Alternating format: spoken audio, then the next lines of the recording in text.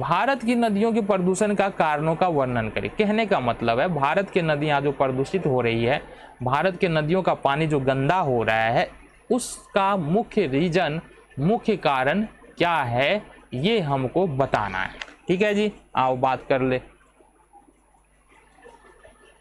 देखो, मुख्य रूप से भारत के नदियों का प्रदूषण होने का कारण एक तो घरेलू कचरा है। जितनी भी नदियां हैं वो कभी न कभी कहीं ना कहीं शहरों से होकर के तो जरूर गुजरती है। अब शहरों में चूंकि लोग ज़्यादा रहते हैं इसलिए नालों के द्वारा कचरा भी ज़्यादा आता है। दूसरा बात, औद्योगिक कचरा।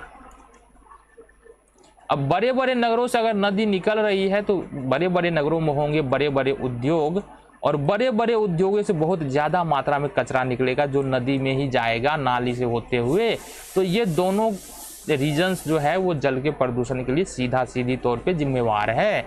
तीसरा है जो हम खेतों में जो रसायन उपयोग करते हैं खाद के रूप में या उर्वरक खाद के रूप में, या और भी उपयोग करते हैं कीटनाशक के रूप में, इन सब का असर पड़ता है और नदी जो है वो दूषित होती जाती है।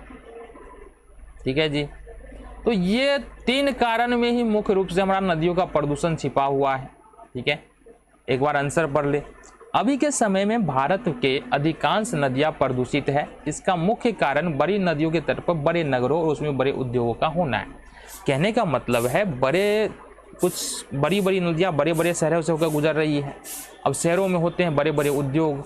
अब बड़े बड़े उद्योगों से कचरा बहुत ज़्यादा निकलेगा जो नदी में ही जाएगा और नदी के पानी को गंदा करेगा, जिसके कारण उद्योग से निकलने वाले कचरे सीधे नदी में प्रवाहित होते हैं और नदी के पानी को प्रदूषित करते हैं।